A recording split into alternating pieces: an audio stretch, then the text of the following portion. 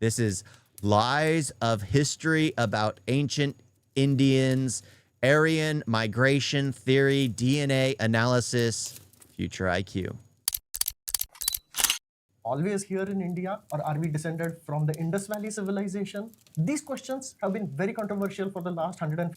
I made a big issue about actually having subtitles, and he's speaking English. He's speaking, oh my gosh. 50 years. But in recent times, we finally have scientific evidence which allows us to answer these questions with a degree of certainty. Okay, I remember reading in my school textbooks that the Aryans came in via the Khyber Pass, and that's about all I can remember. So let's start from the beginning of that Aryan theory. Okay. In the late 1700s, there was a British linguist who came to India. So he was amazed at how many words in North Indian languages like Sanskrit, Bengali, Hindi were similar to words in European languages like Greek, Latin, French, and also Persian. So he came up with the idea that all of these are descendants of a common language.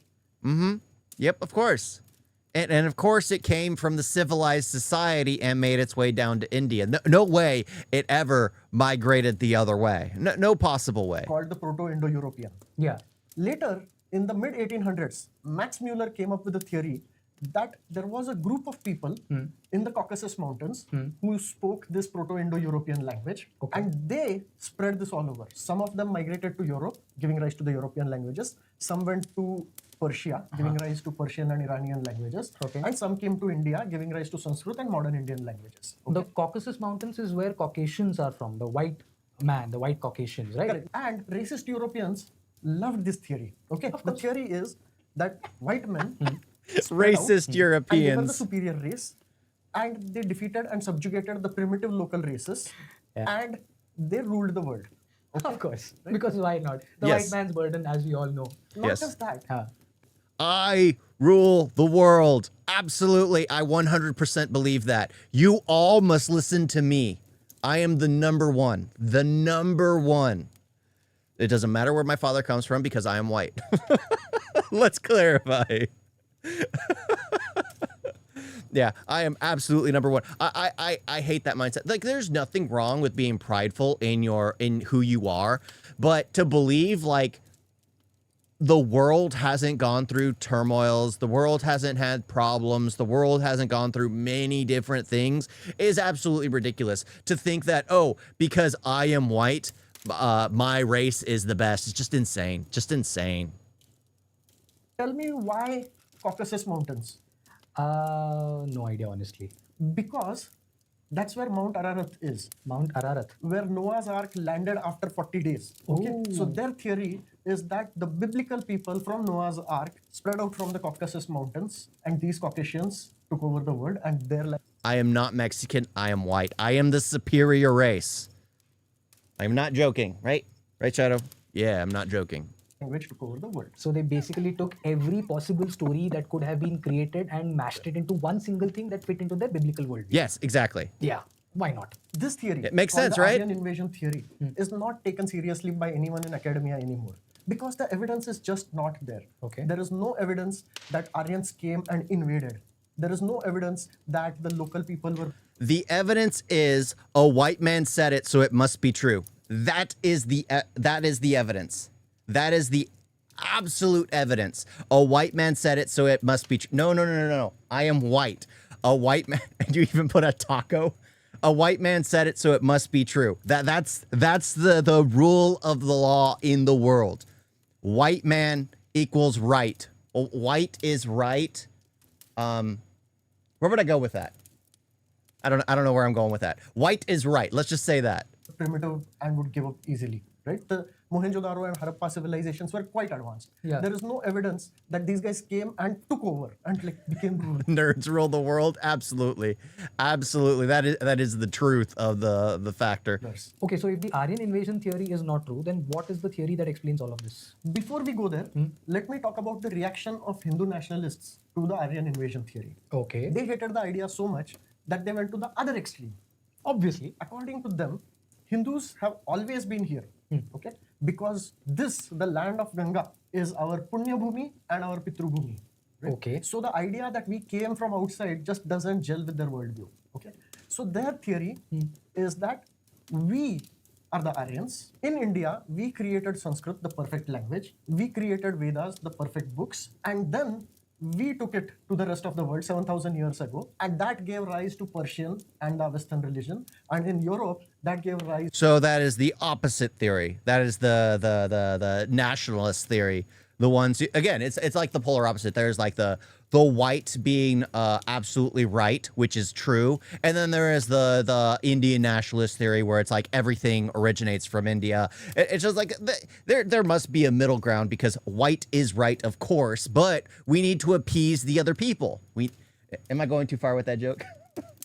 But there's always like a middle ground. And when it comes to like history, there's never 100% facts for anything. It's just about what you can look up. It's just about the things you can deduce from the past. But there's never like true knowledge. We'll never have true knowledge of what exactly transpired because we can never go back and actually see it for ourselves.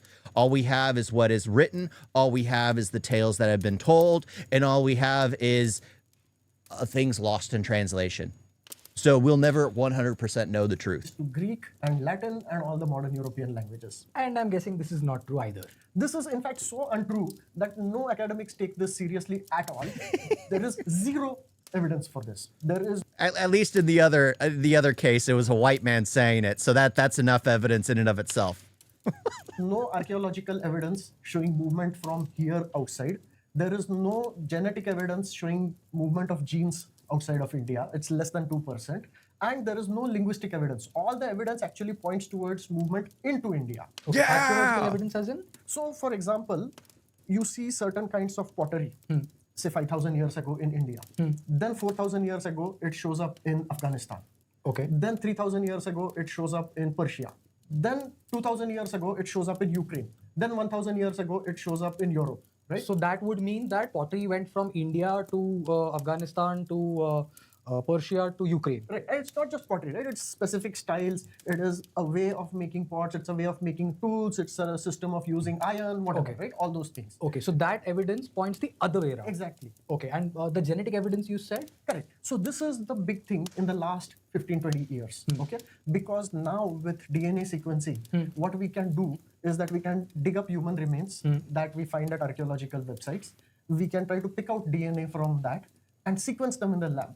Okay. For each such person, we can pick out 600,000 genetic markers. Okay.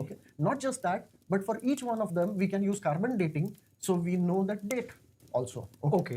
Carbon dating's always off by a couple thousand years too. But in the end, I mean, if you're getting a ballpark from around the world, eventually the one that's the highest number is the victor in that. Because I know King Tut's tomb was carbon dated, then they carbon dated again, and then realized they were like 1,000 years off. Okay. Now imagine that there are two lines of DNA, one in say Iran, and it is showing genetic markers BCDE, BCDE, BCDE, and like every few hundred years, and it is going down like this. Okay. On this side in India, you are for similar dates, you are seeing PQRS. In the next generation, there is PQRS. 100 years later, there is PQRS. Okay. Suddenly now you start seeing BCRS. Okay. Oh. You can clearly see that what has happened is that someone from Persia came to India around this time, and then they started mixing here. If it were PQDE, then we would say that the mixing happened the other way around. Correct. Okay. And I'm not talking about just 4 or 5 things like that, right? We are talking about 600,000. So when there is evidence, there is lots of evidence like this. Got it. Got it. Now, evidence like this, there are hundreds of papers. Earlier, they used to be the archaeological evidence, okay? But now, at least dozens of papers with genetic evidence showing flow towards India, related to India. Have been published, okay. We will focus primarily on one paper, which is like an awesome paper. Okay. 2019 paper.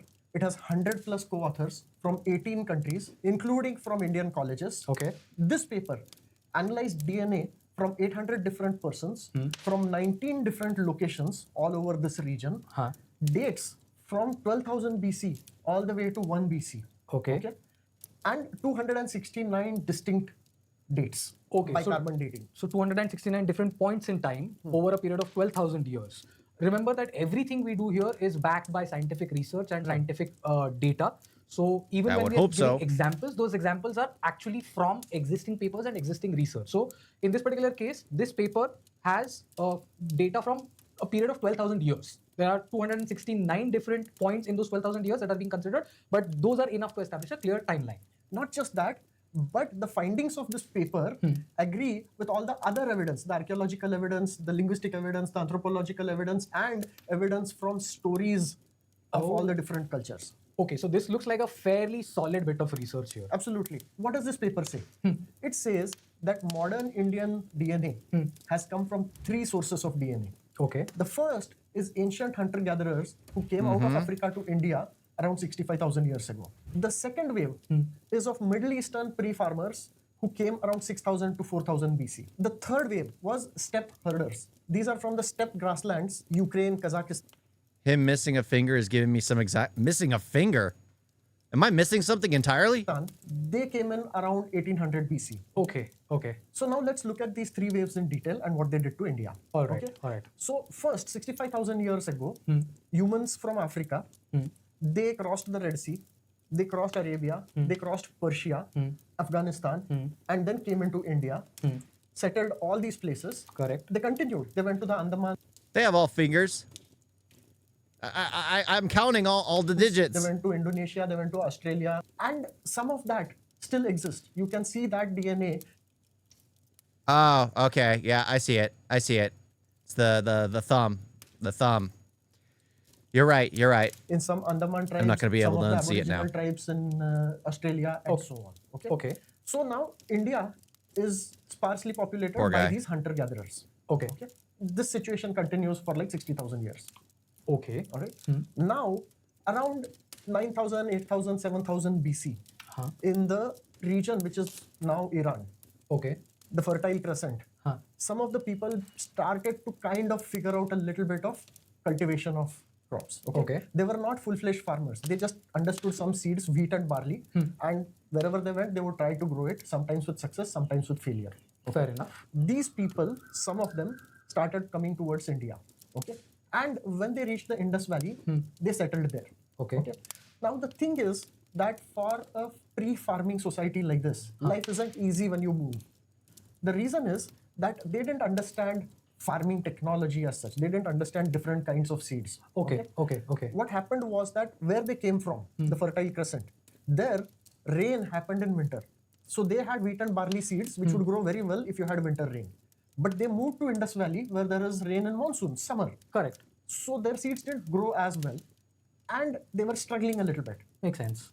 So what ended up happening is that they ended up with decent relations with the hunter-gatherers and there was trade. Correct. When their crops worked well, they would give it to the hunter-gatherers. When not, they would take stuff from hunter-gatherers and things happened. Correct. Okay. After a while, they slowly figured out variants of those seeds which worked well in this monsoon climate. Agriculture developed. Agriculture developed, cities started developing, they had surplus of food, they could use And then it grows to this massive civilization which trades with with a lot of the continents. that for all kinds of things. And over time, they developed irrigation. That's how we got the Indus Valley civilization. I like that video, Indus Valley Civilization.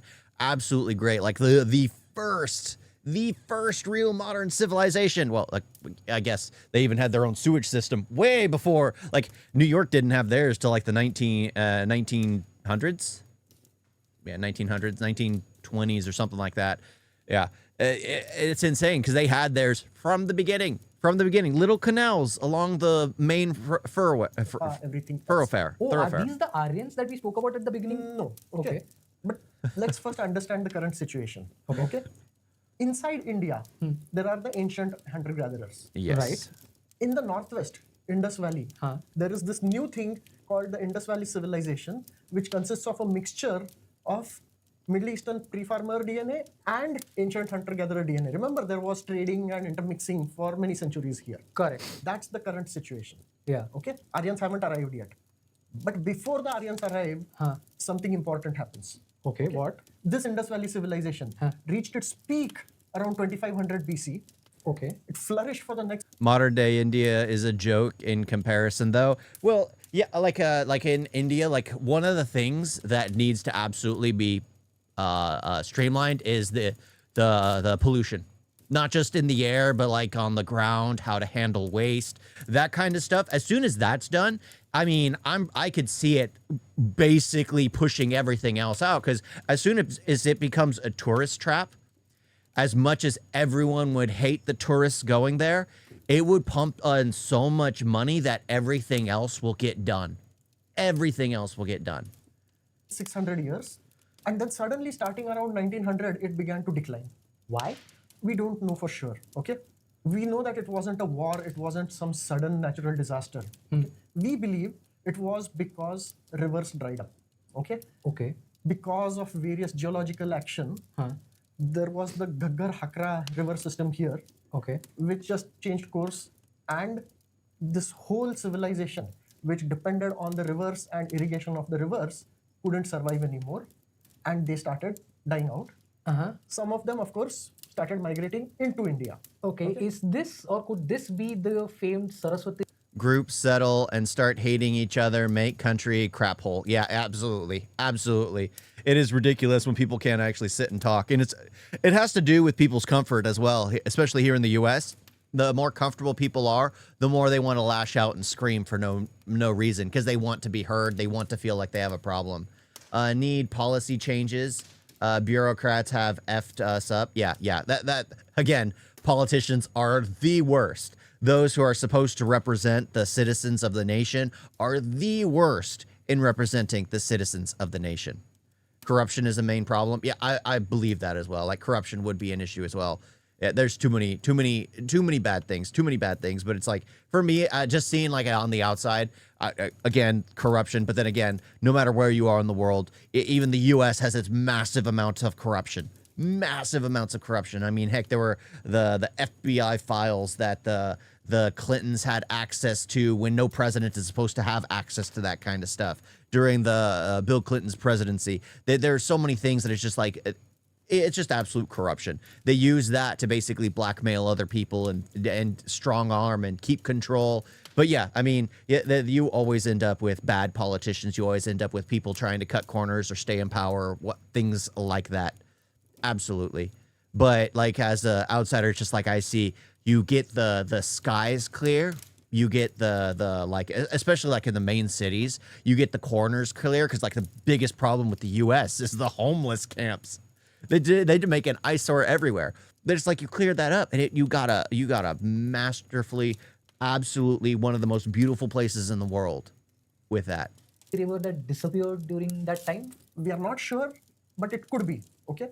Because around that time, there was a river system, and there is evidence that it disappeared. There are some mismatches there, but it could be, okay? It could be Saraswati. The mystery continues. Yeah.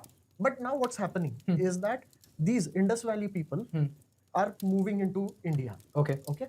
Remember that whenever they move to a new location, they struggle initially because their crops and their systems are not adapted for that. Correct. And because of that, again, they are trading and intermixing with the locals. Yeah. At that time, again, the locals now are still the ancient hunter-gatherers who are mixing with the Indus Valley people now. Okay. The Indus Valley people being a mix of the Middle Eastern farmers but and where are the Aryans? ancient hunter-gatherers from earlier. Correct. After a while, what begins to happen? And I'm gonna be honest. I've like, my wife has talked to me about it. I know about it from like history with World War II, with Hitler basically gaining access to the Tibetan temples because he wanted to find out where the Aryan race, like the elite race. I have no clue what the heck. If they are so elite, how are they extinct? I mean, I think that's the real question. If they're the best, why are they extinct? I mean, I have no clue what the heck their Aryan race is. I just know a lot of people talk about it as if it's this big deal. And to me, I'm like, now I'm thinking it's just like, they must be extinct. They've got to be extinct, or just so mixed with other cultures that it's not even a factor anymore. It's not even important. Is that their agriculture technology starts working, okay? And they slowly become more and more prosperous. Correct. This results in two things. One is that the population explodes. Okay. We have done an episode on why India is the most populous country. It is related exactly to this. Yeah. Second thing is that some of them start migrating south. Okay. Okay. And the same thing repeats. Whenever they migrate a little bit, there's initial period of Persians struggle, are there is some Aryans? intermixing, then they migrate further. So a gradation gets set up in India from north to south. Gradation in terms of the DNA percentages mixed. Yeah. So in the north, Iranians it is are Aryans. much more Indus Valley DNA Americans and are very little Aryans. ancient hunter-gatherers. Okay. In the south, there is more ancient hunter-gatherer and less Indus Valley. Correct, correct. If you look in terms of the original Middle Eastern pre-farmer, okay, so in the north, about 50 to 70% is that DNA. Okay. And in the south, about 30 to 40% is that DNA. Okay. Okay. This we are going to call ANI and ASI. Okay. Ancestral North Indian and Ancestral South Indian. Okay. So Okay. these are They sort never of the extinct, they ancestors of assimilate. North and Yeah, South basically, India. This basically. is the situation in India from around 1800 BCE to 1000 BC, right? Okay. So this is the period of the Indus Valley civilization declining. Correct. Okay. Around 1600 BC, steppe herders from Central Asia, Eastern Europe, they started moving south. Okay. Near Tajikistan, they split. One part went to Iran and became ancient Persians. Okay. The other part came to India, and these were the Aryans. Oh. But we are not going to use the word Aryans because racist people took that word and they have completely changed the meaning of the word Aryan. Yeah. So we'll refer to them as steppe herders. All right. Okay. Fair. But these are the guys who came in with a language which was one of the ancestors of Sanskrit. Okay. And they came in with a religion which was one of the ancestors of the Vedic religion. Okay. Okay. But what the DNA evidence shows is that these guys came and they settled and they intermixed with the local populations, which is the ANI and ASI. Okay. But in a very interesting manner. The DNA evidence shows that only the male DNA from steppe herders is there in India today. Almost all the female DNA is from the ancestral hunter-gatherers, not even from the Middle Eastern pre-farmers. That's very interesting. So first of all, how do we know this? Yeah. Our DNA actually is two different sets of DNA. One is the regular DNA that you all know about, and that half you get from your mother, half you get from your father. Right. But in the mitochondria, there is mitochondrial DNA, and 100% of it has come from your mother, and she has gotten it from her mother, and she has gotten it from her mother. So you can trace an unbroken line back through all the mothers. So mitochondria is not just the power of the cell; it is also a record of all your ancestral DNA of sorts. Of female ancestral DNA, right? Right. Okay. So, what we know is that the steppe herders probably came here without women, and they started intermixing with local women. Not just that, but looks like at least some places they outcompeted the local men. Okay? So their percentages increased. I think that might mean that they came to conquer. That's kind of the if they mainly outbred the actual local men, then odds are they came to take. Okay. And just like the Indus Valley people, some of them slowly moved south, but not a whole lot. So again, there is a gradation. Right. In North India, maximum 30% DNA is steppe herder male DNA. In South India, it is as low as 10%. There are a few tribals who have 0% steppe DNA. Okay. So at this point, North. So you have 30%. You have 30%. Actually, we need to do the DNA test. I'm curious to see exactly how white I am. I'm curious to see that. India is mostly Middle Eastern pre-farmer DNA with It's 30%. probably an equal amount of steppe farmer and ancient hunter-gatherer DNA mixed in. So 40, 30, 30 is the breakup percentage. Okay. There you go. And South India is more of the Middle Eastern pre-farmer DNA because at this point through the Indus Valley civilization and etc. they've come in. So it's mostly Middle Eastern pre-farmer DNA with another large part of ancient hunter-gatherer DNA, but only a small part of the steppe herder DNA mixing in. Yeah, so actually it's 10% steppe herder, 40% Middle Eastern pre-farmer, and 50% ancestral hunter-gatherers. Okay, ancestral, not ancient, sorry. But then these are the Dravidians that we speak about, just checking. Yes. Okay. By the way, another thing to keep in mind is that the amount of DNA varies quite a lot by caste. Okay. Okay. In North India, if you look at the amount of steppe herder DNA, different castes have different amounts, and the maximum is in the Brahmins and the Bhumihars, the castes which were traditionally in charge of Sanskrit and of the rituals of puja and all of that. Okay, and it reduces as you go over to the other castes. It kind of makes sense when you realize that a lot of your. But where'd the steps come from? They say that, oh, it's the steps DNA. Where are they in conjunction with planet Earth? It's where? Russia? I mean, it's obviously not the Americas because that's the continent's not even connected. I mean, who knows? Maybe they found a landmass that could travel them across. Who knows? Initial rituals might have forbidden going out of your tribe, and from the tribe, castes were born, kind of. But it's very interesting to note that your DNA percentages are regulated by caste. Well, that's a tricky question, okay? Okay. Because two things. One is that up till about 100 AD, okay? So from 1300 BCE for the next 1500 years, there was lots of intermixing going on, okay? The DNA evidence, they have looked at the ancient DNA and they have also looked at DNA of 70 different groups of modern Indians and they have done an analysis. And what they found is that there was lots of intermixing across all castes and jatis and whatever happening until about 100 AD. And then it just kind of stopped. And since 100 AD until modern India, there is very little intermixing across castes. So DNA from 100 AD of a particular caste will be very similar to that same caste today because suddenly you became endogamous, that is marrying within your caste. Yeah. So another interesting finding. Just deciding to marry your cousin. Eventually you'll, well, again, there are a lot of people in India, but eventually you run out of people. Related to our castes from DNA. Wow. So from 180 till about 2000 AD, for about 1900 years, we were endogamous. We were only marrying within the caste, and only in recent times, this entire inter-caste marriage has sort of again allowed us to mix DNAs. Very interesting. We started about 65,000 years ago, and we've just reached 2000 AD and probably 2024. Right. So I think to summarize, right, Indians are a mix of ancient hunter-gatherers from 65,000 years ago from Africa, Middle Eastern farmers who came 6,000 to 4,000 BC, and steppe herders who came around 1800 BC, right? All Indians are a mix of all three. Okay? There is nobody who's only steppe herder or only Aryan or whatever. Yeah. All the languages are also a mix. What the steppe herders brought in, mixed with what the North Indians were doing, mixed with what the South Indians were doing. Very likely that the ancient hunter-gatherers in South India had an old language, probably Proto-Dravidian, and the Indus Valley languages mixed with that to form Dravidian languages.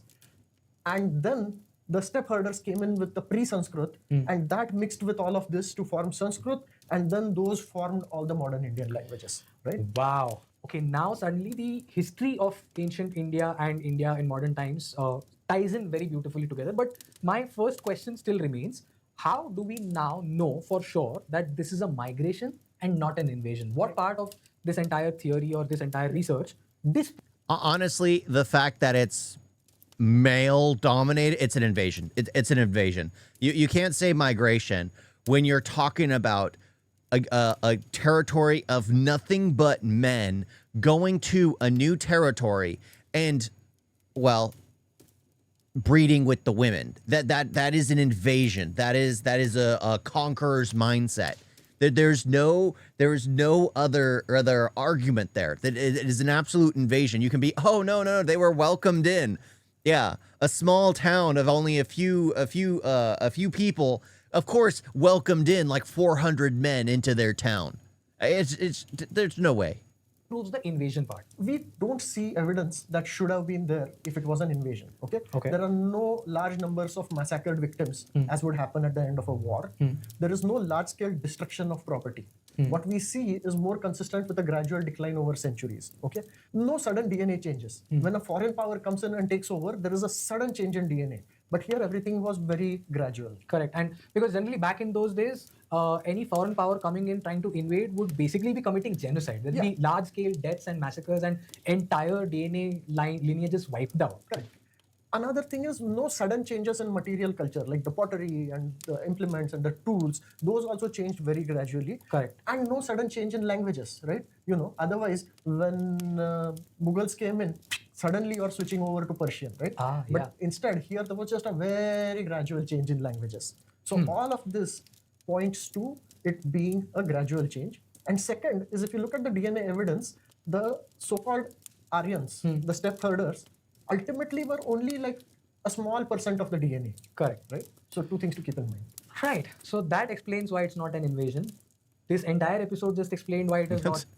India is ancient USA. Basically where you welcome in the people and then they end up taking it over time. Because yeah, it's easy to say, it's like, oh yeah, the Native Americans welcomed the white man in, and then disease, slaughter, massive massacres, and then finally mixing with the culture, like actually breeding with the women, basically. And yeah.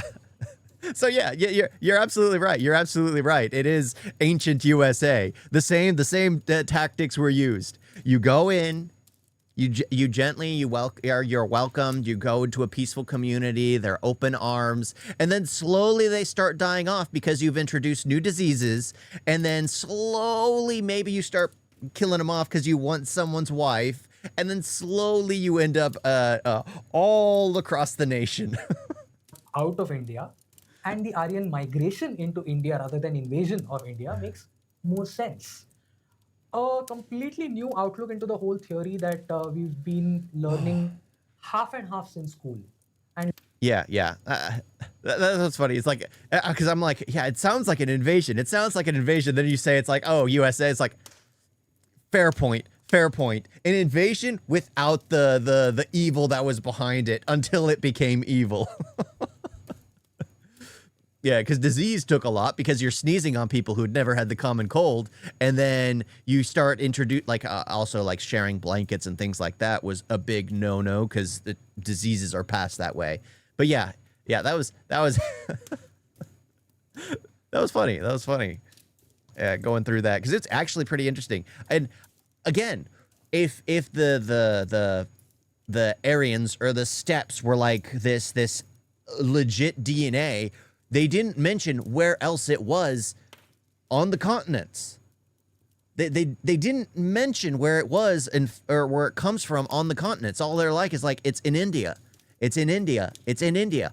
But where is it on the other continents? It's like, come on. India was not a tribe before Aryans came in, though. No, it was because that's the Indus Valley was even before, allegedly from that video, it was before they came in. It was way before they came in. But yeah, that's insightful. That's insightful. I saw one where it was somebody saying like, oh, these people who massacred the Britishers, they're the original Aryans, they're the original Indians, they all look like Indians, which I'll be honest, only one of them did. The rest, one looked Native American, one looked like a retarded American, and the other one looked Indian. The most Chad apparently looked Indian. And then yeah, you get to this one, and it's just like, oh, it was just a gradual situation where for thousands of years, it was primarily just the indigenous, the hunter-gatherers, and then the farmers together until finally the Aryans, the steppes, came in. Old European DNA also got changed and replaced by steppes DNA. Yeah. I did enjoy that. And I like how he's just like, oh, we've got both of these. There's the story about the white man being the Aryan race, which is absolutely true because the white man said it. And then there's the story where the Indians are the original. It's like the nationalist pride type of thing, where they're the original Aryan race. And in my mind, I'm just like, why does everyone want to hunt down this Aryan race? If they are no longer truly around, then what's the point? What's the point? They've obviously extinct. They've mixed into other cultures, just like Native Americans have mixed into the United States. It's no longer important. It's no longer important. My family on my mother's side are as white as albinos. Yeah. Exactly. Especially in like the more north you get in India, the more white the skin tone becomes. The more south you get, the darker the skin tone, the more melatonin is in this DNA. USA is facing same identity crisis. USA has a massive identity crisis right now. You guys got a video?